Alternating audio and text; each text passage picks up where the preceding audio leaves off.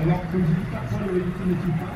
Il faut savoir que le grand père de la pour l'enfant, c'est que le concept a beaucoup de lois qui considèrent les lois, par exemple, les Nations Unies qui peuvent s'occuper des réfugiés. Comme la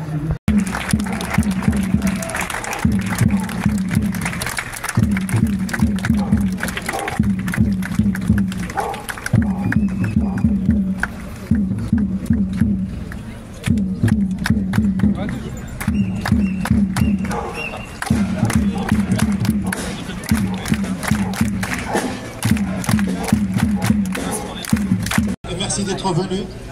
Au 9e mois, on va continuer à venir. Les gens qui pensent qu'on allait être usés, qu'on allait oublier, on n'oubliera jamais en fait ce qui se passe à Gaza.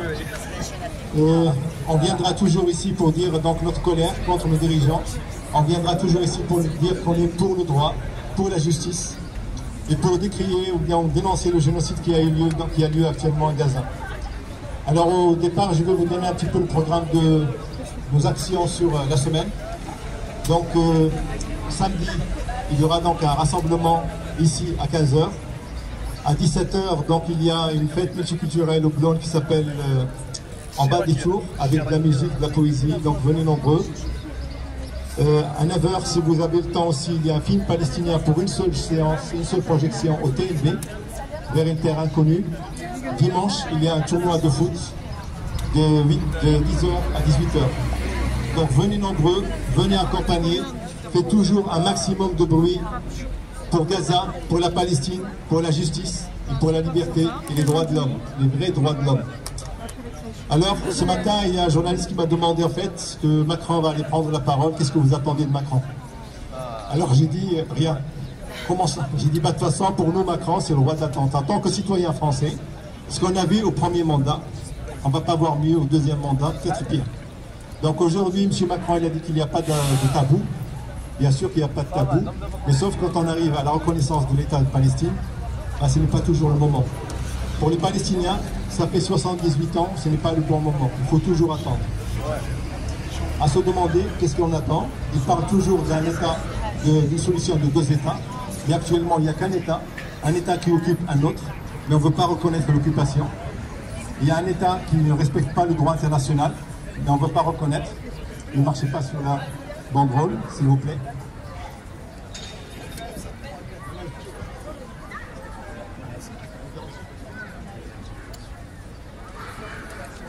Et donc, non.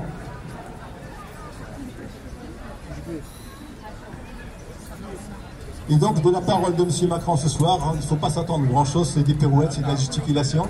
Ce qu'il nous faut pour la Palestine, c'est des actes. Et malheureusement, l'Europe se contente toujours de gesticuler. Ils sont toujours inquiets. Ils ne vont jamais jusqu'à dénoncer. Alors qu'ils ont un levier très important, c'est les accords préférentiels avec Israël. Mais sur les accords préférentiels avec Israël, l'article numéro 2, il dit en fait que les pays qui s'engagent avec l'Europe doivent respecter les droits de l'homme.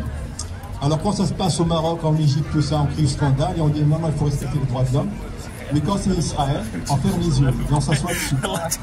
Alors actuellement, on va continuer toujours à se battre parce que l'Europe, nos dirigeants ne veulent pas se battre, mais nous on va continuer à se battre. Actuellement, vous avez des actions BDS et donc cette banderole en fait vous donne des significations de BDS, c'est-à-dire boycotter, se désinvestir et de sanctionner l'État occupant, l'État israélien. Et le mouvement étudiant a fait que plusieurs universités ont rompu leur collaboration, leur coopération scientifique avec les universités israéliennes. Avant-hier, sur un article donc, le président de l'université hébraïque, il a dit textuellement « Je ne compte plus le nombre d'universités qui cessent la coopération avec l'université hébraïque ». Ça veut dire qu'il y a de plus en plus d'universités en fait. Et on espère qu'à Rennes, le mouvement étudiant, même si c'est un peu tard, il finira bien par aboutir donc, à suspendre donc, cette coopération, soit directement avec des universités israéliennes, soit avec des sociétés qui font de la recherche, des sociétés des fabricants d'armes et qui travaillent aussi avec les universités françaises comme Thales ou bien comme Safran. Le compte, c'est que Safran et Thales... Au milieu, ça fait longtemps que les hommes, les homo sapiens, ont apprécié cet endroit-là. Quand on va sur le côté sud du canyon, il suffit de se baisser et on trouve des éclats de pierre taillée, On trouve toutes sortes de choses qui datent de la préhistoire, du temps où les sapiens ont fait leur première sortie d'Afrique, il y a 100 000 ans. C'était les cousins de ceux qui ont enterré pour la première fois une femme et un enfant avec des fleurs, pas loin, dans un territoire qui s'appelle aujourd'hui Israël. À l'époque, il n'y avait pas de frontières. La première fois qu'on a vu cet endroit-là, il y avait des orangers, il y avait des troupeaux qui venaient paître. Les gens, ils nous offraient des oranges, ils nous offraient des olives. Et on chantait même parfois. Et l'été, les gens venaient se baigner là. Et toute l'année, le village à côté d'Eristia, il puisait son eau potable à Wadi Kana. Et puis un jour, les collines, elles se sont couvertes de pustules.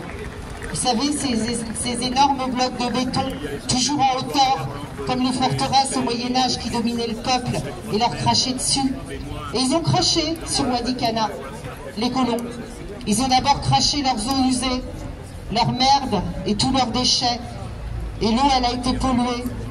Et puis ensuite, ils ont bouché le puits.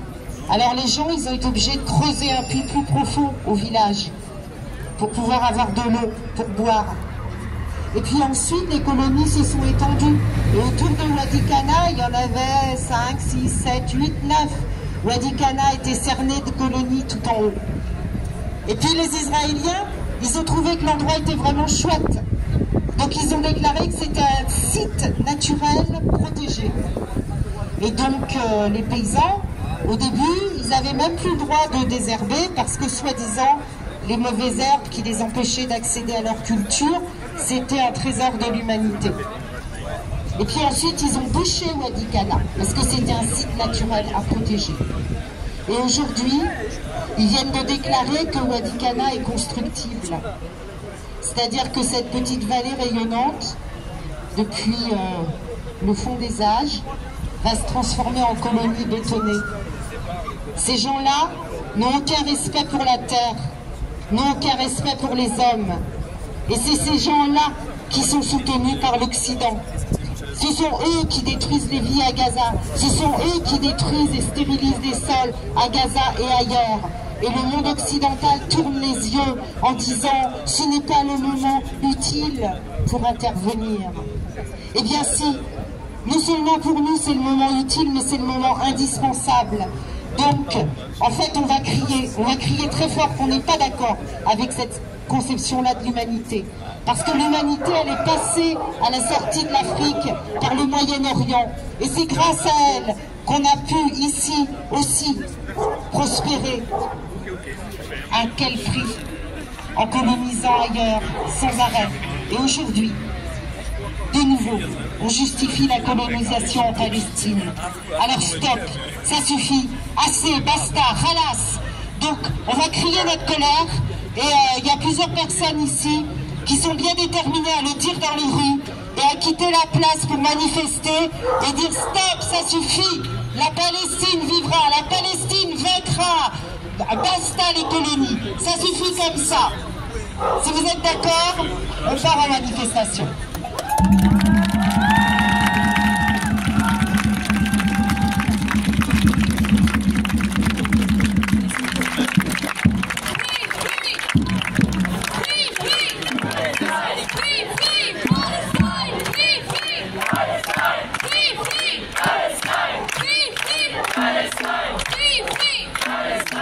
On demande au gouvernement français, au président de la République, de retirer le projet de loi sur le dégel du corps électoral. Le dégel du corps électoral, c'est noyer le peuple kanak chez lui. Noyer le peuple kanak. La population calédonienne, elle est de 250 000 habitants. Imaginez, on demande à 7 millions d'étrangers de venir ici, en France, et de décider aussi pour le peuple français. C'est ce qui est en train de se passer en Canadie. On est en train de faire entrer des gens pour décider du sort d'un peuple. Donc, merci. Et on demande au gouvernement français de respecter un peuple millénaire comme le peuple palestinien. Voilà. Merci beaucoup.